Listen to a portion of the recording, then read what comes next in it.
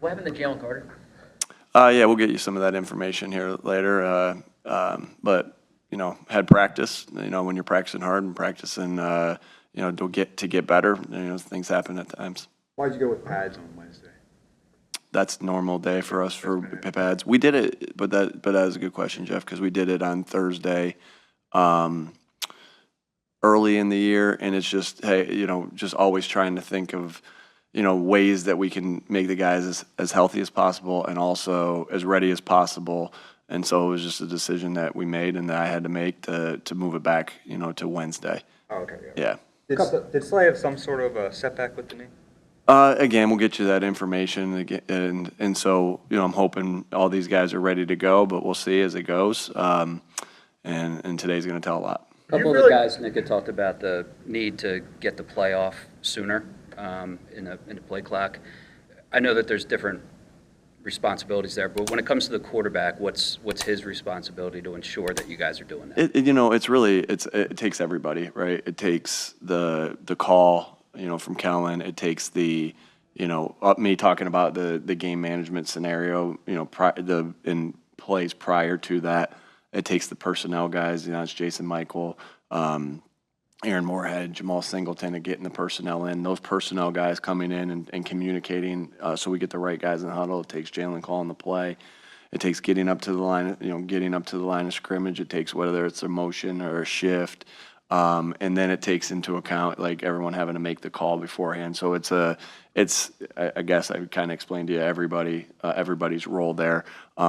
And then there's times it takes a check, right? And so, we're constantly working on that. We have a clock at practice that's actually below 40 seconds. That's at 35 seconds to put the pressure on us to be able to do that. But, we're always thinking about our operation, talking about our operation. And, we want to, again, there's times I think it's kind of like there's times you want the operation to be really fast. There's certain points in the game you want to snap it at 1. There's certain points in the game you want to snap it at 5, 8, 12, all depending on the scenario. But it truly takes everybody to be on the same page and everybody working in unison for that operation to be smooth and clean. Which of those different tackling drills last week helped against the Browns, and where did that idea come from where you changed it up?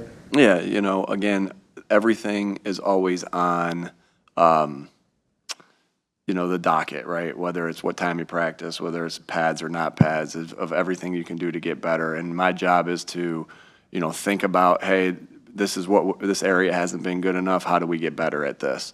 And so, with the help of the defensive coaches, you look at the tackles that you've missed. What is the common thread? We did something a little bit different that wasn't a drill this week when we had pads on with the way we wrapped and different things like that. And so there's a lot of different things that go into it. I think I have a big part of it when I'm in front of the team every day, pointing out the tackles that are done properly and pointing out the tackles that we feel like we would have missed if it was in a game.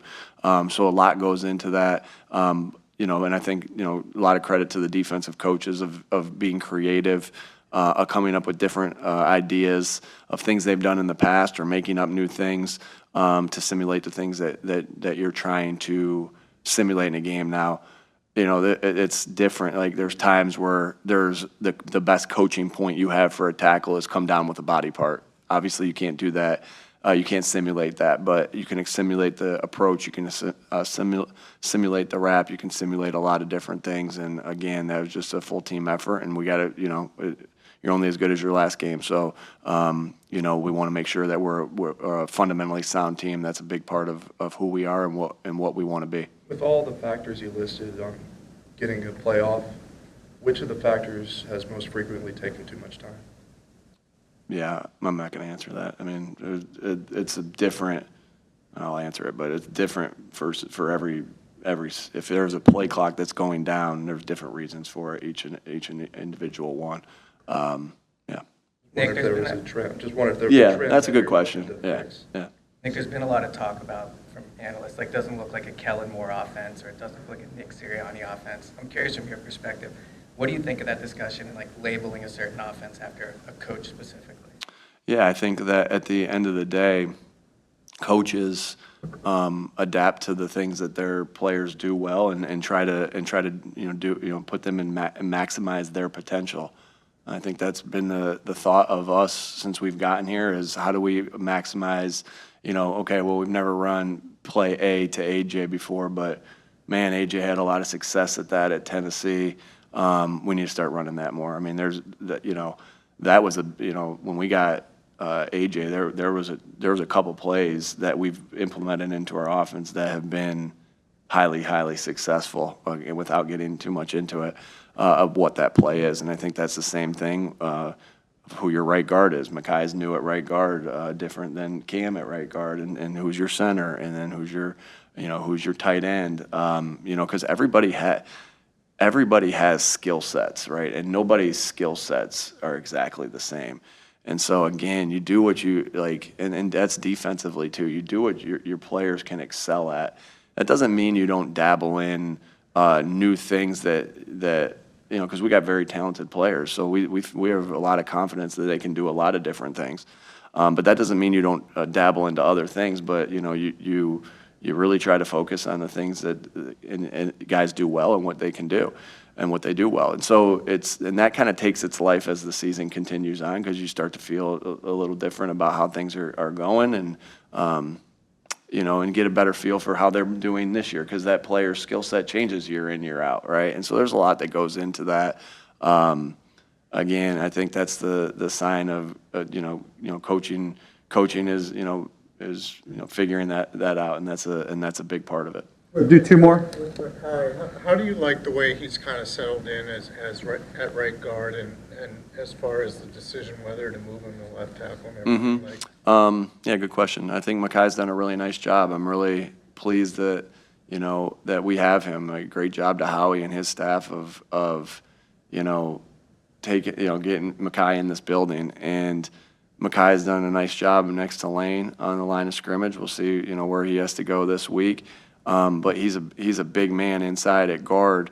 We had pass rush drill the other day, and what a battle between him and Jalen Carter. And you're watching it, and you're like, this is how you get better, right? Is iron sharpening iron, good player against good player.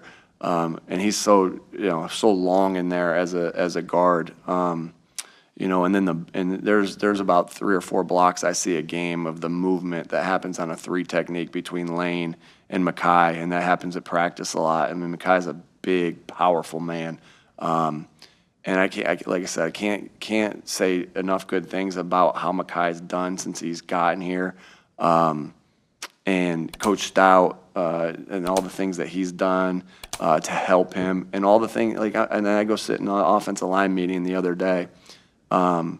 And I'm sitting in there, and Makai has a rep, and then, Coach Stout starts to talk, gives his coaching point, and then Landon has a coaching point.